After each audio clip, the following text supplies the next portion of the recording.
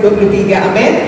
Tanggal 31 Desember 2023 pada hari ini, tinggal kurang lebih 19 jam lagi kita akan mengakhiri tahun 2023 dan siap menyongsong di tahun baru besok 1 Januari 2024. Kita dapat renungkan kasih Tuhan di sepanjang tahun 2023 ini.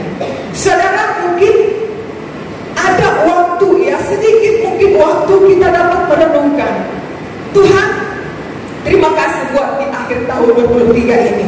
Sepanjang tahun Bapak Saudara, dari Januari sampai akhir Desember ini, boleh kita melihat penyertaan Tuhan. Amin. Di sepanjang tahun 2023 ini tidak sedikit tantangan yang kita hadapi Bapak Saudara. Banyak tantangan, tetapi ada penyertaan Tuhan, ada mujizat, ada berkat yang Tuhan berikan bagi kita. Kita percaya di akhir tahun ini juga Tuhan tetap menolong kita. Amin. Tuhan sudah menolong di masa lampau, di sampai saat ini, dan Tuhan juga tetap menolong kita di akan yang datang. Amin. Tuhan akan menyertai kita karena Dia adalah Alfa dan Omega, awal dan akhir. Tuhan Allah yang tidak pernah berubah, kasih setianya tidak pernah berubah Bapak Saudara. Tidak seperti manusia seringkali berubah setia, tetapi Tuhan tidak pernah berubah. Dia tetap sama dahulu, sekarang, dan sampai selama-lamanya. Dia akan terus menolong kita. Dan pada pagi hari ini, mari kita jadikan Yesus sebagai sumber pengharapan kita satu-satunya. Pengharapan akan masa depan lebih besar dari penyesalan yang sudah terjadi di masa yang lampau. Jadikan pengharapan kita lebih besar ke depan daripada penyesalan di tahun 2023 yang sudah kita lewati. Lembaran lama sudah berlalu dan siap membuka lembaran yang baru. Besok 1 Januari di tahun yang baru. Dan kita percaya bukan hanya lembaran baru, ada berkat yang baru. Amin. Hati yang diperbaharui Bapak Saudara. Jadi kita tidak perlu terlalu takut, terlalu khawatir. Saya katakan, jangan terlalu takut. Bukan berarti kita manusia tidak takut, tidak pernah khawatir, masih manusiawi. Tapi jangan kita terlalu takut. Allah menyertai kita. Dialah Allah Immanuel.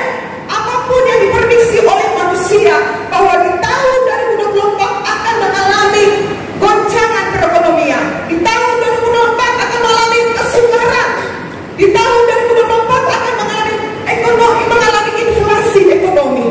Tetapi kita percaya di tahun 2024 kita akan mengalami pengharapan, kita akan mengalami mujizat Tuhan, berkat Tuhan. Sekalipun di tengah krisis, pasti Tuhan sediakan berkat-berkatnya dalam kehidupan kita. Nah, pagi hari ini saya akan berbicara tentang berjalan bersama Tuhan. Tangkap pesan ini baik-baik, saudara. Kita mengakhiri tahun 2023, 19 jam kurang lebih berjalan bersama Yesus. Siap berjalan bersama Yesus? Sepanjang tahun 2023 kita sudah berjalan bersama Yesus. Tadi pujian, tadi tangan Tuhan yang memegang erat tangan kita, bukan kita yang memegang tangan Tuhan. Biarlah pesan ini yang akan memberikan kita penguatan, peneguhan dalam iman kita untuk siap menyongsong di tahun yang baru besok. Kita langsung saja kita lihat dalam Kejadian pasal 26 ayat 1 sampai 13, tapi kita baca saja. Poinnya menjadi perenungan kita pagi hari ini ayat 1 sampai 2 saja. Kejadian pasal 26 ayat 1 sampai 2 saja ya, yang menjadi pembahasan kita pada pagi hari ini. Kita baca dalam nama Tuhan Yesus. 2, 3. Maka timbullah kelaparan di negeri itu. Ini bukan kelaparan yang pertama yang telah terjadi dalam zaman Abraham. Sebab itu Ishak pergi ke Gerar kepada Abimelek, raja orang Filistin. Lalu Tuhan menampakkan diri kepadanya serta berfirman, janganlah pergi ke Mesir, kepadamu. Di sana saudara, apa yang diceritakan di sana di awal tadi, bahwa timbullah kelaparan, krisis yang luar biasa, masa kesukaran terjadi pada waktu itu. Nah, sedikit saya cerita pada saudara latar belakang dari kisah Ishak dalam Kejadian pasal 26 ayat 1 dan seterusnya, berawal dari hubungannya dengan Allah dan perjanjian yang dibuat dengan ayahnya, yaitu Abraham dan ibunya Sarah. Dalam perjanjian Allah dengan Abraham, Allah berjanji untuk memberikan tanah Kanaan kepada keturunannya. Siapa keturunannya?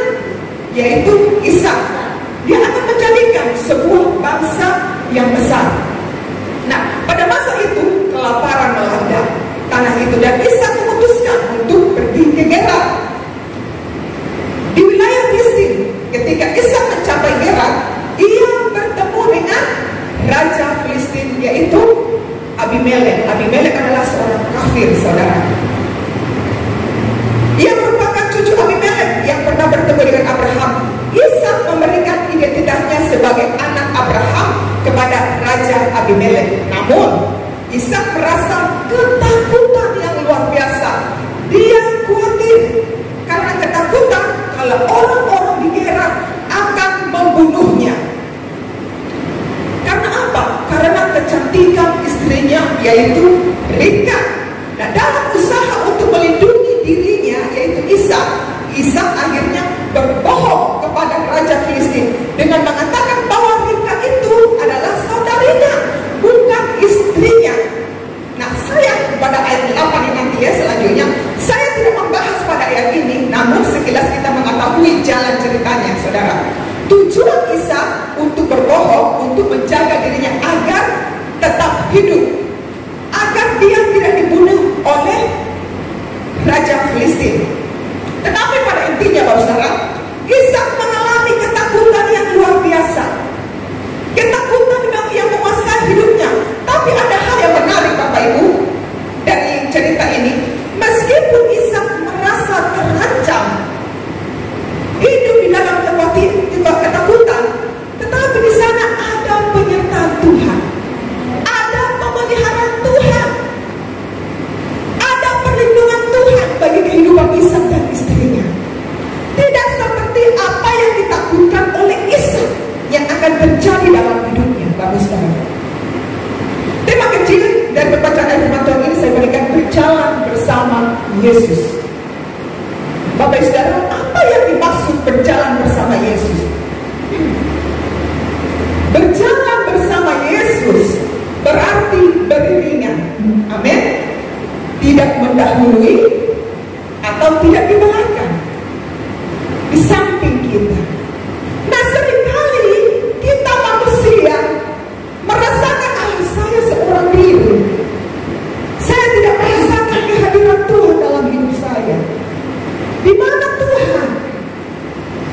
Saya tidak melihat pertolongan Tuhan. Buktinya masa kesukaran Ishak masih manusiawi, sekalipun dia anak perjanjian dari Abraham, anak hamba Allah, hidup dalam kebenaran, masih manusiawi.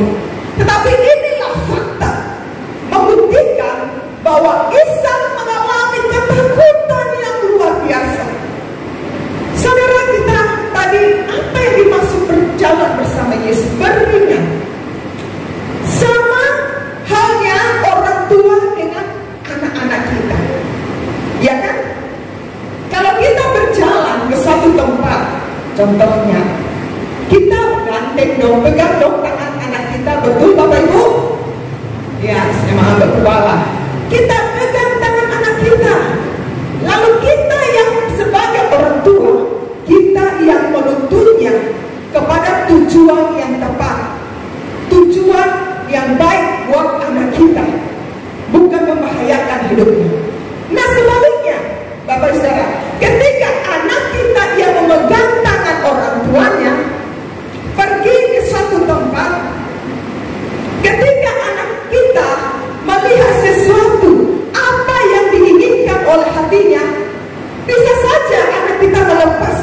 tangan kita. Betul Bapak Saudara? Dia akan menuju ke tempat yang dia inginkan. Bisa jadi membahayakan hidupnya. Inilah sebagai contoh bagaimana kita berjalan beriringan bersama Yesus. Di sini berjalan bersama Yesus berarti di saat itulah kita mau menyerahkan seluruh hidup kita kepada Tuhan, di bawah kendali Tuhan. Semua kehidupan kita ada dalam kendali Tuhan. Keluarga kita, usaha kita, Tuhan yang memegang kendali seluruhnya. Demikian halnya Bapak Saudara dengan kehidupan saudara dan saya. Ketika kita memegang tangan Tuhan seperti anak kecil anak kita, ketika kita yang memegang tangan Tuhan, sewaktu-waktu bisa terlepas. Amin. Tetapi ketika Tuhan yang memegang tangan kita, tidak akan terlepas Bapak Saudara. Tuhan yang memegang tangan kita, Dia akan menuntun, memimpin kita kepada tujuan yang tepat, kepada tujuan yang Tuhan kehendaki dalam kehidupan saudara dan saya. Berikutnya, mengapa kita harus berjalan bersama Tuhan? Mengapa kita harus berjalan bersama Yesus? Yang pertama, karena manusia memiliki keterbatasan, Bapak Saudara. Manusia tidak bisa hidup tanpa Yesus. Manusia memiliki keterbatasan, itulah sebabnya kita memerlukan Tuhan dalam hidup ini. Yang kedua, manusia tidak mampu berjalan sendiri tanpa Tuhan. Mengapa kita harus berjalan bersama Yesus? Manusia tidak akan mampu berjalan tanpa Tuhan. Saudara, siapa di sini orang yang bisa hidup tanpa Tuhan? Coba angkat tangan. Pasti tidak ada. Semua kita manusia, kecuali yang belum percaya kepada Yesus, dia tidak bisa hidup tanpa Tuhan. Karena kita sadari, kita hidup hingga pada saat ini karena kemurahan Tuhan. Kita bisa bernafas, kita menikmati bersama keluarga karena kemurahan Tuhan. Saudara, di dalam Alkitab kita mendapati begitu banyak tokoh-tokoh Alkitab yang walaupun mempunyai kekuatan, kekuasaan, bahkan kedudukan yang tinggi, tetapi pada akhirnya berada pada titik terendah atau titik keterbatasan, ketidakmampuan mereka sebagai manusia biasa. Pada saat itulah mereka memerlukan Tuhan dalam hidup mereka. Contoh, Raja Daud, apa yang tidak dia miliki, Bapak Saudara? Istana yang mewah, yang megah, pasukan yang banyak, harta yang banyak. Apa yang tidak dimiliki oleh Raja Daud? Sebenarnya bisa saja dia, tapi inilah manusia memiliki keterbatasan. Raja Daud mencari Tuhan, bahkan di tengah tekanan yang hebat yang mengancam hidupnya oleh Raja Daud pada waktu itu, dia katakan, hanya dekat Allah saja aku tenang. Bapak Saudara, pada keadaan Raja Daud waktu itu, apakah tenang-tenang saja? Apakah aman-aman saja? Tidak. Anaknya Absalom mau mengkudeta kerajaannya. Dia merasa tertekan luar biasa, belum lagi musuh-musuhnya mengancam dia. Tapi dia katakan, hanya dekat Allah saja aku merasakan damai dan tenang. Yusuf, sekalipun dia melewati banyak tantangan keras dalam hidupnya, dan pada akhirnya Tuhan mengangkat dia menjadi pemimpin yang luar biasa, dia tetap memerlukan Tuhan dalam hidupnya. Musa, saat Musa diberikan kepercayaan untuk memimpin bangsa Israel di padang gurun pada waktu itu, Musa berkata kepada Tuhan begini. Musa menunjukkannya sikap kebergantungan penuh hanya kepada Tuhan. Tercatat dalam Keluaran pasal 33 ayat 1 sampai 15 di sana dikatakan, berkatalah Musa kepada Tuhan, jika engkau sendiri tidak membimbing kami, janganlah suruh kami berangkat dari sini. Musa sebagai memimpin hamba Allah yang diurapi oleh Tuhan. Kalau bukan Tuhan yang mengutus dia tidak akan berani melangkah. Itulah sebabnya Musa menunjukkan kebergantungan penuh kepada Tuhan. Betapa pentingnya Bapak Saudara hidup kita dipimpin oleh Tuhan. Berjalan bersama Yesus, saudara dan saya akan memperoleh hidup. Di dalam Yohanes pasal 14 ayat 6 sana dikatakan, kata Yesus kepada murid-muridnya, Akulah jalan dan kebenaran dan hidup. Tidak ada seorang pun yang datang kepada Bapa kalau tidak melalui Yesus. Hanya Yesus jalan satu-satunya yang memberikan kita kehidupan. Hanya di dalam Yesus satu-satunya memberikan kita ketenangan, kedamaian, kekuatan untuk menghadapi pergumulan dalam hidup ini. Berikutnya, ciri orang yang berjalan bersama Yesus. Nah, bagaimana kita melihat seseorang itu berjalan bersama Yesus? Apa ciri-cirinya? Yang pertama, dari buahnya. Ini berbicara buah roh. Mungkin ada pertanyaan dari saudara, apa hubungannya buah roh dengan kedekatan dengan Allah? Apa hubungannya buah roh dengan berjalan bersama Yesus? Tentu buah roh adalah hasil atau dampak dari seseorang yang menyerahkan totalitas hidupnya ke dalam kendali Tuhan. Lewat persekutuan Roh Kudus untuk melangkah dalam kehendak Tuhan. Jika ia berjalan bersama Tuhan, ia akan menghasilkan buah. Jika seseorang intim dengan Tuhan, mengalami kedekatan dengan Tuhan, dia akan menghasilkan buah. Dalam Galatia pasal 5 ayat 22 sampai 23, saya tidak panjang untuk membahas ayat ini. Berapa buah roh di sana, dari sana? 9 buah roh. Yang pertama apa? Kasih. Kenapa harus yang pertama awal dikatakan kasih? Kalau bukan karena kasih Bapa, kita tidak akan diselamatkan. Amin. Karena begitu besar kasih Allah akan dunia ini. Kasih Allah bagi saudara dan saya. Saudara, jika seseorang mengalami kedekatan dengan Tuhan, intim dengan Tuhan, dia katakan selalu berjalan bersama Yesus, tapi tidak memiliki kasih dalam hidupnya, sama aja bohong. Dia tidak bisa mengampuni, masih menyimpan akar pahit. Dia masih membenci, tidak ada kasih dalam hidupnya, sama aja bohong. Jika dia mengatakan dia mengasihi Tuhan, tapi tidak bisa mengasihi sesamanya, bohong saudara. Tapi ciri orang yang berjalan bersama Yesus, ciri orang yang intim, yang dekat dengan Tuhan, dia akan mudah mengampuni, dia akan bisa mengasihi. Kalau kita mengasihi Yesus yang tidak kelihatan, kita pun bisa mengasihi sesama kita yang kelihatan dengan mata jasmani kita. Saudara, jadi jangan menyimpan sakit hati di akhir tahun 2023 ini. Lembaran lama kita tutup, siap seperti buku yang baru, bersih. Setiap lembaran yang bersih siap diisi kisah hidup kita di awal tahun sepanjang 2024 nanti, dengan lembaran yang baru, dengan hati yang diperbaharui. Yang kedua, ciri orang yang berjalan bersama Yesus, taat.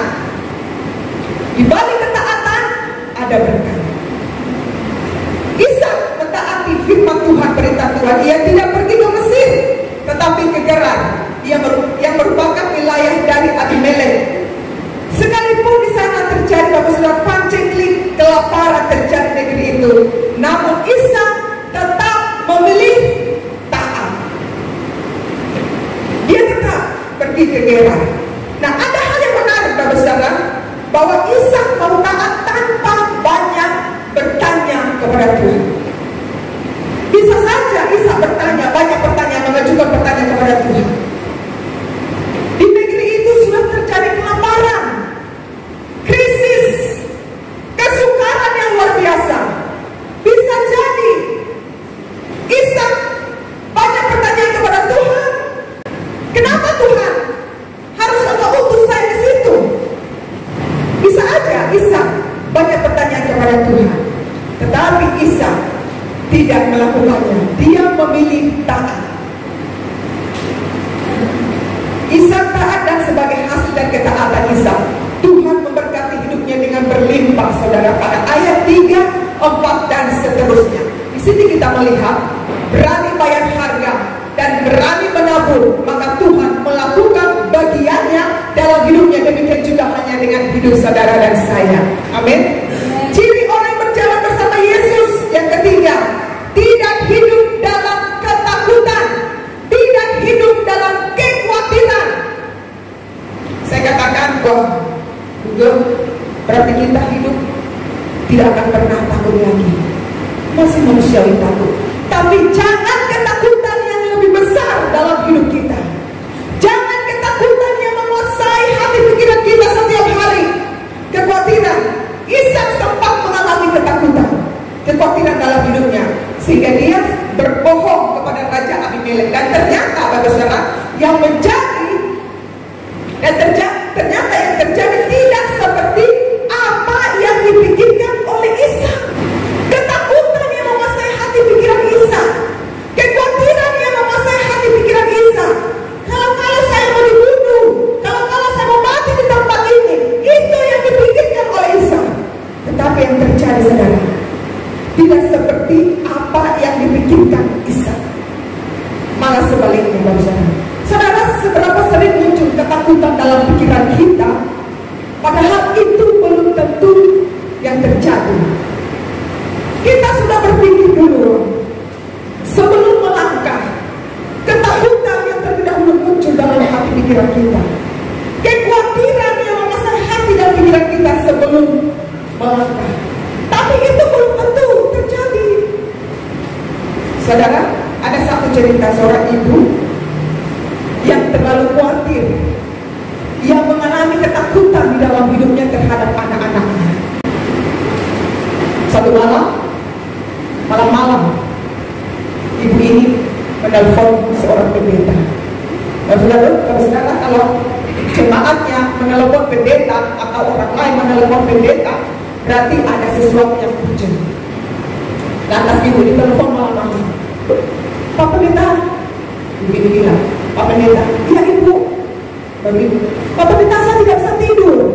Pak Pendeta tanya, bilang, ibu kenapa? Ibu kurang sehat, ibu sakit. Tidak Pak Pendeta, saya ini seorang janda. Aku bilang, saya ini seorang janda. Baru, Pak Pendeta bilang, baru, saya ini kan punya anak. Baru apa yang kayak ini? Pak Pendeta, bagaimana nanti anak-anak saya kalau sudah besar? Nanti mereka kalau sudah berkeluarga dan anak-anak mantu saya tidak sayang sama saya. Lantas Pak Pendeta ini bertanya, ibu sekarang anak-anak ibu di mana mereka? Pak Pendeta, mereka masih tinggal di samping saya. Lah, Pak Pendeta kaget. Lah ibu, anak-anak ibu ternyata masih kecil-kecil, tapi sudah jauh pikirannya ke depan. Dia sudah memasak, ketakutan yang menguasai hati pikirannya. Padahal belum tentu itu yang terjadi dalam kehidupan. Pak Pendeta langsung makan pesta. Ibu, terlalu takut. Saudara, pasal ketakutan juga muncul di hati pikiran kita. Padahal belum tentu itu yang terjadi. Nah, hal inilah yang dialami Ishak. Dia tidak sadar bahwa Tuhan memelihara dan melindunginya. Ishak, padahal Tuhan sudah bilang di ayat selanjutnya, aku akan menyertai engkau, aku akan melindungi engkau. Tuhan melindungi Ishak dan istrinya, keluarga ini, saudara. Sering kita melihat dengan mata jasmani bahwa keadaan kelihatannya tidak seperti yang kita harapkan. Kelihatannya bertentangan dengan keinginan hati kita, saudara. Tapi saya mengatakan, lewat keadaan yang tidak baik itulah kuasa Tuhan mau dinyatakan. Lewat keadaan yang tidak baik-baik itulah kemuliaan Tuhan akan dinyatakan. Buktinya Ishak mengalami berkat Tuhan yang luar biasa. di tengah krisis yang besar, di tengah kelaparan yang melanda di negeri itu, dia mengalami ketakutan, tetapi ada kebenaran Tuhan di sana. Seringkali apa yang kita lihat tidak seperti kenyataan apa yang kita sadar. Tapi inilah Tuhan melakukan hal-hal yang besar dalam kehidupan Ishak. Kemuliaan Tuhan dinyatakan pada masa-masa kesukaran pada waktu itu. Ada mujizat, ada berkat Tuhan. Berjalan bersama Yesus bukan berarti kita tidak lagi menghadapi tantangan dalam hidup ini. Berjalan bersama Yesus, kita akan terus diperhadapkan banyak tantangan, saudara. Kita tidak tahu besok tahun 2024 tahun yang baru, masalah apa lagi yang kita hadapi. Masalah keluarga, di dalam usaha, pekerjaan, bahkan di dalam perekonomian bangsa ini. Kita tidak tahu apa yang terjadi. Tapi mari saya ingatkan, berjalan bersama Yesus pasti ada kekuatan. Berjalan bersama Yesus ada kedamaian. Ini teman Natal kita bersama tahun ini dan semua di kita. Damai, tenang, dan bertumbuh. Berjalan bersama Yesus, intim dengan Tuhan. Ada kedamaian, ada ketenangan, ada pertumbuhan iman kita, dan ada kekuatan kita peroleh. Ketika kita berjalan bersama Yesus, kita akan kuat untuk menghadapi setiap tantangan dalam hidup ini. Berjalan bersama Yesus akan membuka pola pikir kita.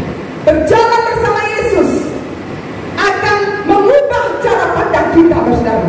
Sekalipun pandangan dunia akan terjadi krisis, tetapi di dalam Yesus ada pengharapan, ada mujizat, ada pertolongan Tuhan.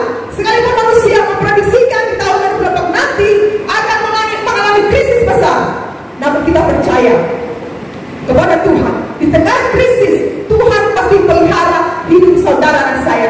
Sama seperti Ishak, dia mengalami mujizat Tuhan, dia mengalami berkat-berkat Tuhan dalam kehidupannya. Demikian halnya kehidupan saudara dan saya sebagai orang percaya. Ketika kita taat kepada Tuhan, kita akan mengalami pemeliharaan Tuhan di tengah krisis yang melanda kehidupan ini. Berjalan bersama Yesus, kita akan kuat menghadapi setiap musim dalam hidup ini. Tuhan yang memegang kendali dalam kehidupan saudara dan saya. Amin. Mari mengubah cara pandang kita. Saya katakan berjalan bersama Yesus akan mengubah cara pandang kita. Tidak seperti awalnya Ishak, cara pandangnya. Tetapi ketika dia terus percaya kepada Tuhan, Tuhan mengubah cara pandangnya. Nah, disinilah kita melihat berani bayar harga.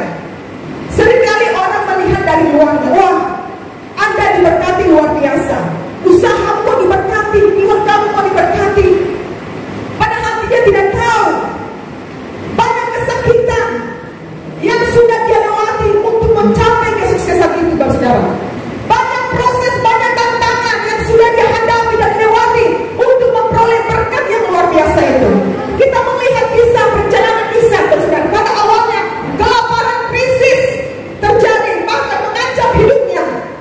Tetapi lewat ketaatannya kepada Tuhan, Tuhan melipat gandakan berkat-berkat yang Tuhan janjikan kepada Abraham. Maka terjadilah dalam kehidupan keluarga Ishak dan Ribka diberkati Tuhan luar biasa. Di balik ketaatan pasti ada berkat yang Tuhan sediakan bagi saudara dan saya. Mari siapkan hidupmu. Kita pastikan hidup kita untuk berjalan bersama Yesus yang akan menyongsong di 1 Januari tahun baru 2024 biasa. Berikan tepuk tangan bagi Tuhan.